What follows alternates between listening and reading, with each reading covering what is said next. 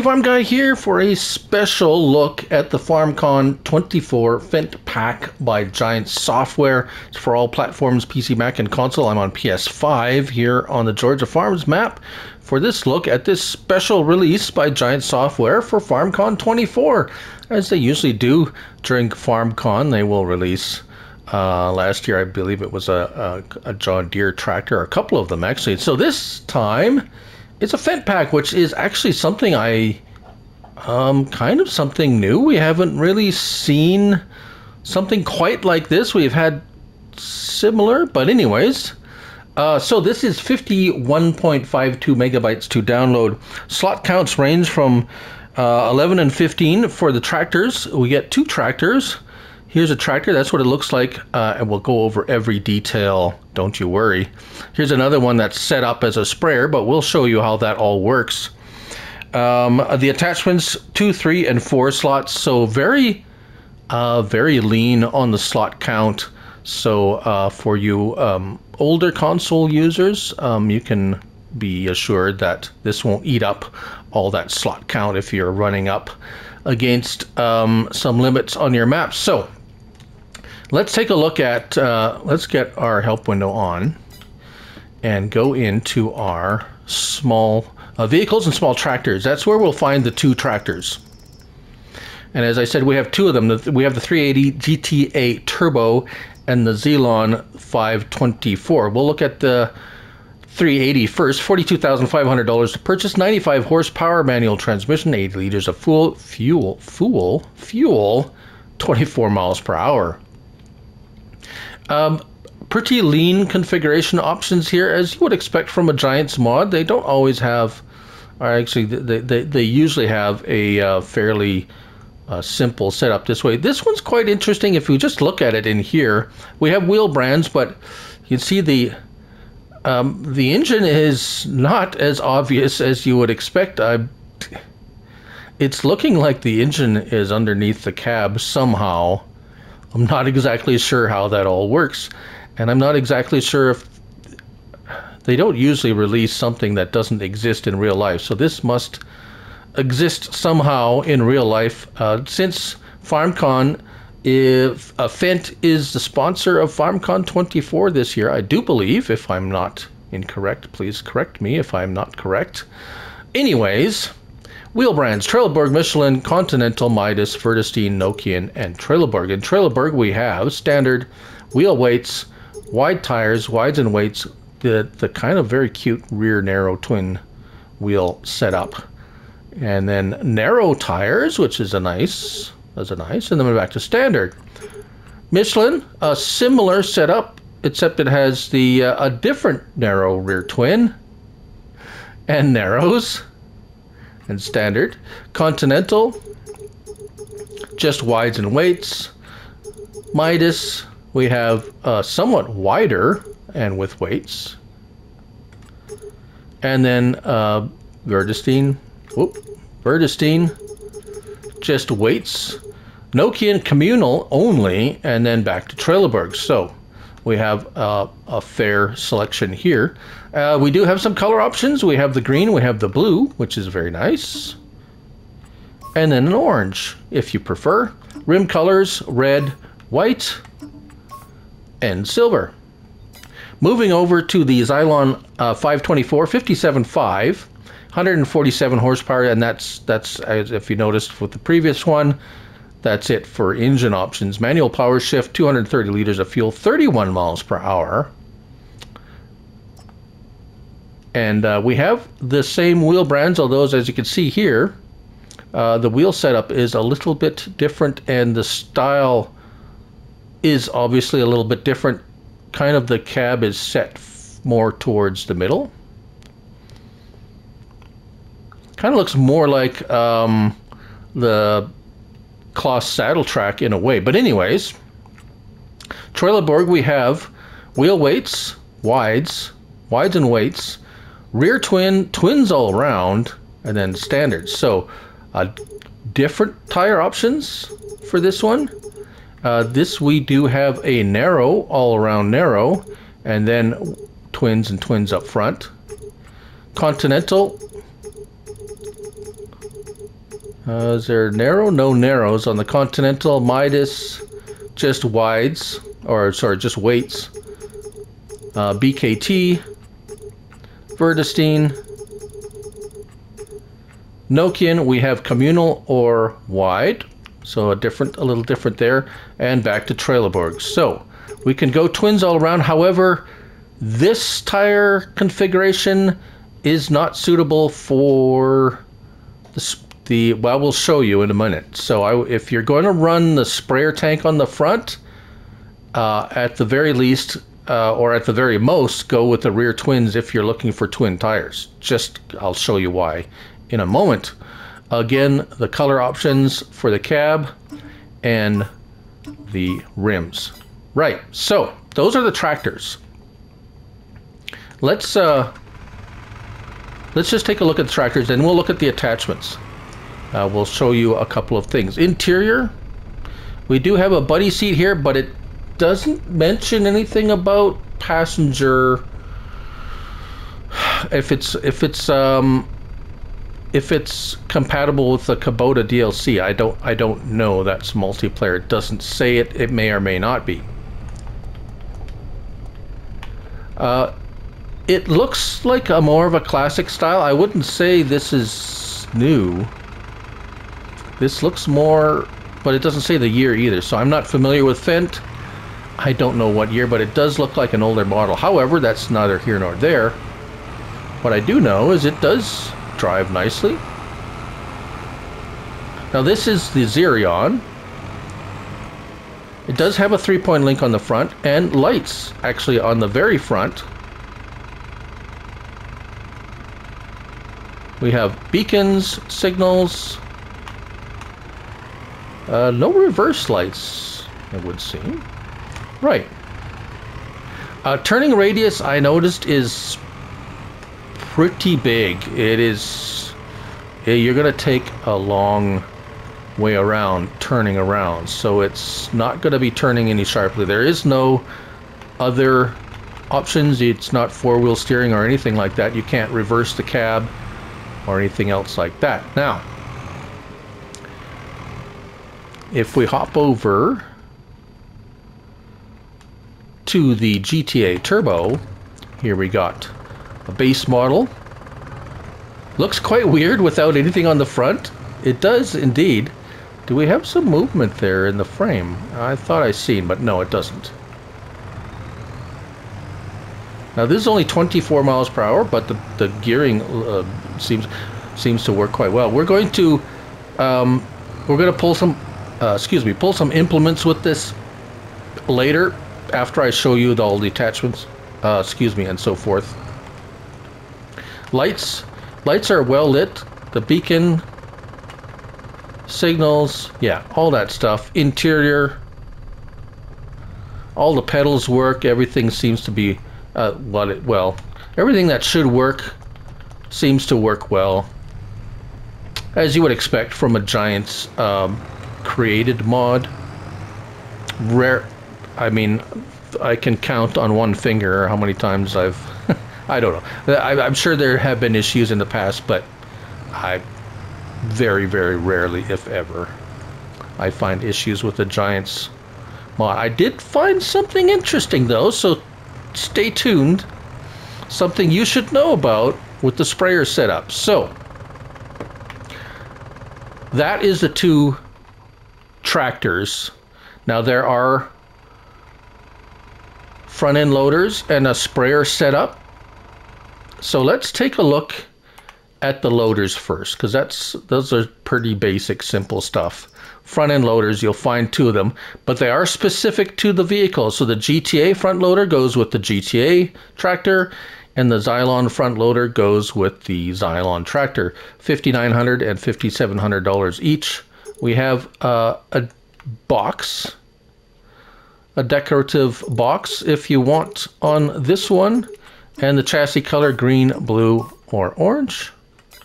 And if we go over to the Xylon front loader, we just have the color options on this one. $250. Right, so how do they hook up? Well, let's take this is the, let's get our This is the Xylon 524. Do believe the orange one here is set up for Xylon. Actually, you know what? Okay, so let's use this one for the front loader, as I will demonstrate why in a moment, because I'm going to need the other one for the sprayer. So that's how you get it. That's the front loader. That's how you get it. So you just pull up behind it as you would, but you don't have to go too far, just right about there, and it will hook up. So it's specifically made for this tractor. As you can see, it's not gonna fit on anything else but this. Yeah, this is a dedicated front loader for this particular tractor. I do have, and it operates just like a front loader once it's hooked up. So identical to all the operation is identical to other front loaders. The only thing is the turning radius. I don't know if that's the way it is. I'm assuming that's how the real tractor is. So it's just gonna have to deal with it. So there we go. We have a couple of silage bales, and that's as much as it can handle for weight. With this particular setup, if you want to handle more weight, just put a weight on the back, and you'll be fine. Right.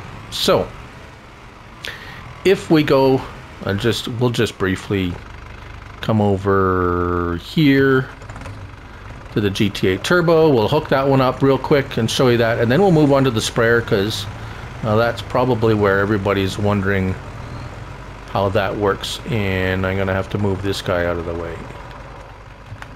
I wanted to set up a really nice thumbnail, so we'll move this guy back a little bit. Right. And again,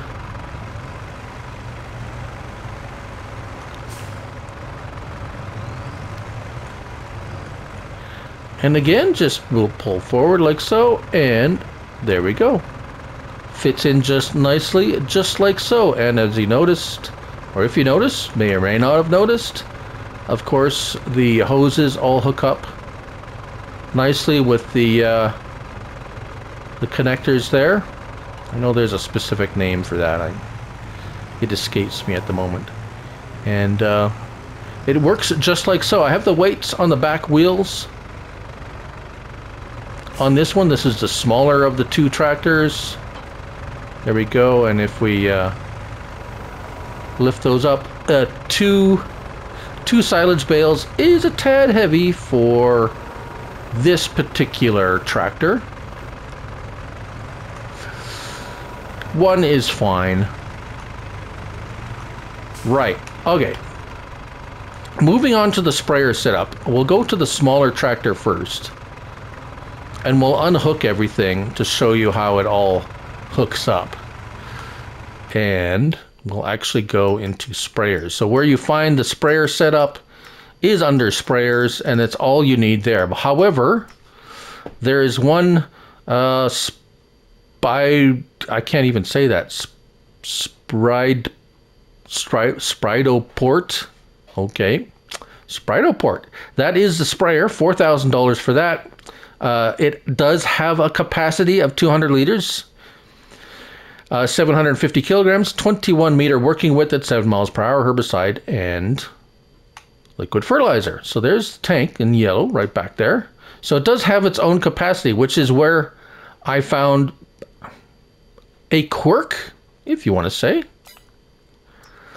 We also have the Spridoport front tank for the GTA tractor, $2,000, 1,450 liters of fuel, 360 liters, same fertilizer or herbicide. And there we have there. That's what it looks like. No options except license plate, because it goes on the front. We'll show you that in a minute. And this Spritoport front tank Xylon at $2,500. It's still the same capacity and it weighs just a bit more. And there you go. That's what that looks like. Also with a license plate up front. All right. So these, that's how they come at the store. They come just like that. If we back up and attach that, we have a capacity showing. So you can fill this up with whichever you like. L1 and X. Unfolds it. We don't have any lights. It just, that's the way it is. We have section control, L1 and right stick, down to 2 meters if you want. So 21, 15, 11, 6, and 2. You can lower the sprayer, and if you hire a worker, that's where it will be. So if you go like that, if it's lowered and you want to fold it, L1 and X, it'll say folding is not allowed while the tool is lowered. So that's interesting. L1 and circle raises it, and then you can fold it again. All right, so that's the sprayer part. The front tank, you just drive up to it underneath like this and attach it, and there we go. So as you can see here, we have herbicide in that front tank. Now what is interesting is I show 2 capacities, and if I go over to a fill point such as this one by A2 Studios, I can refill the front tank. There we go, 1,450 liters of herbicide. However, if I go and back up with the back tank, I can put liquid fertilizer in there. Now we have both liquid fertilizer and herbicide. However, oh, and you can also unload. However, if that happens, the sprayer will empty first before it starts pulling from the front tank. So if you do this and you want to spray weeds, it's not going to spray weeds. It's going to use up the fertilizer before it goes to the weeds. So just be aware of that when you're filling it. You can run the back sprayer by itself. The capacity is pretty low, but it's not bad if that's what you want. So if I go now, if I hire a worker, he's just gonna he's gonna merrily go on his way, and he'll use up the fertilizer in the tank until it's empty, and then it'll start going and using the herbicide. You see that it's got some nice movement where it's like the tractor's moving, and you see the sprayer has, I'm going to say, level control, because the tractor's moving back and forth, but the sprayers are staying level with the ground. We don't have any adjustment for other than raising and lowering, fold. There we go. Lowering and raising.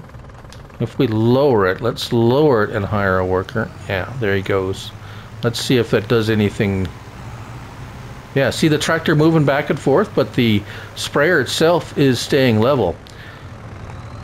All right, so let's, yeah, we can't fold it while it's, yeah, apologies for the extra menu items there. I have precision farming, so it's not, I have precision farming enabled, but we don't have the crop sensors, so it is not spot spray or precision farming ready per se with the Aceria Pro sensors, in case you were wondering. Right, so now let's just drop this, and I wanted to show you something. Come on, drop it, drop it. Come on, drop it. Really? There we go. It's a bit touchy. You have to raise it a little bit to drop it. Okay. So, the next sprayer tank I'm going to show you is for this, the bigger tractor. And notice that I have the wide wheels on it. And remember when I said I wouldn't recommend wide wheels if you're going to use a front tank? This is why. It's not going to fit in... It's not going to fit. You won't be able to attach the tank. So you have to at least run the front single tire. You can have twins on the back, but the front single tire is the only one that'll fit in here. There we go. And the lights are still there, a little bit obscured by the tank. And we have the does the 3-point link disappear when we attach that? Yeah, the 3-point link goes away once it's attached, but that's, you can't use it anyways. As for operationally, it works just like the other one, no issues there. But also as well, it does have it's the same sprayer, so it does have its own tank. So just, yeah. I will show you it turning around though, because some of you want to know how it turns around. If it all works perfectly, really. So no issues there, but I will show it anyways, just because that's what I do, and some people like to watch that. So here we're laying down fertilizer. And at this width, the turning radius isn't a big deal. If you were pulling something smaller, which I'm going to try in a moment, at the end of this video, I'm going to use it, try to see how well it works pulling implements and so forth, because it is a tractor. So there you go, that's the turnaround. So let's just fold that back up. Right, so that's the mod and all its attachments. However, we are going to go ahead and let's see, 95 and 147. I'm going to go and grab a couple of farm implements, perhaps a well, whatever it is, around those horsepower rating, and see how it does working the field. All right, so I have this little fella just like this with 90 horsepower base game cultivator. Let's set the worker off and see what happens. And actually, it works pretty good. Actually, it fumbles a little bit with the gear shifting. Let's take a look at that. Let's look at it on a little bit of a longer run here. It is a manual shift, so you can expect it to go through some of the, so it's in low, it's in 6th gear, it's going to go down to 4th and kind of like settle in, I think. There we go. Sounds pretty good.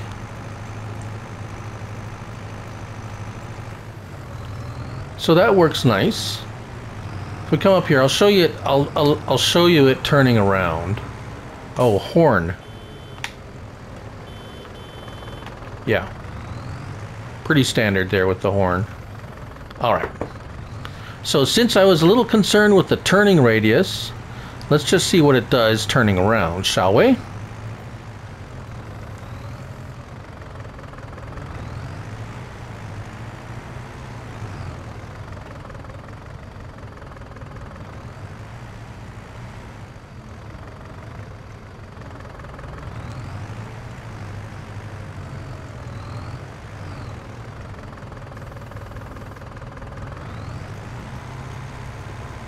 So very nice, just quite efficient, even though it just, yeah, it works. So let's go take a look at the other one. I have the other one with a 140 horsepower.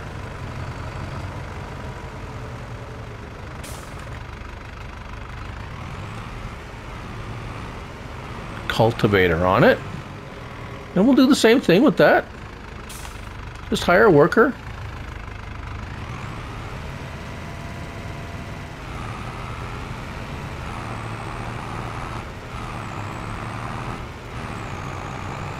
Actually, I really like the sound on it. It just sounds right.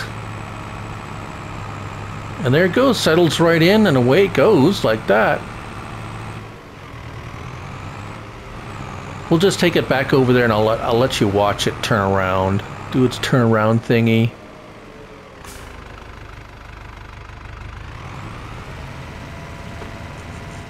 There was one little interesting thing. I did find one more thing on this. That's kind of, I'm not sure if it was intentional or something actual feature of the tractor.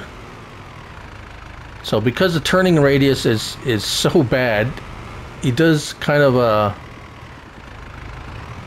yeah. He works it out though. He figures it out. Even with a small implement like that. And there he goes. So doesn't miss anything or anything like that. So we'll stop him and let the, we'll drop that for a moment. Notice the speed, we know the speed forward 32 miles per hour. However, if we stop and go in reverse, reverse is 31 miles per hour. I didn't see a lot of tractors that have a 31 mile per hour reverse speed. As I said, I don't know if that was intentional. I don't know if that was meant if this is supposed to have reverse drive. It is kind of funny though, so you're going to be able to back up in a hurry with this one. As a matter of fact, it actually takes off much quicker in reverse. It seems, anyways. Maybe not. Maybe it's just my skewed perception. Yeah, I guess it doesn't go fast. Just seems to go faster when you're going backwards, doesn't it? Well, there you have it, everybody. That's all I could really, without stretching this to even some ridiculous length of a video. That's a pretty in-depth look at the FarmCon24 Fendt Pack by Giants Software on Farming Simulator 22. Thank you all for watching, and remember, it's only a game. Oh, by the way, the front loader fits on either one, so, but not the tank. That's the other thing. The front loaders will fit either model of tractor, but the front tanks will only fit the ones that they're meant for. Oh, sorry about that. Anyways, till the next one, bye for now.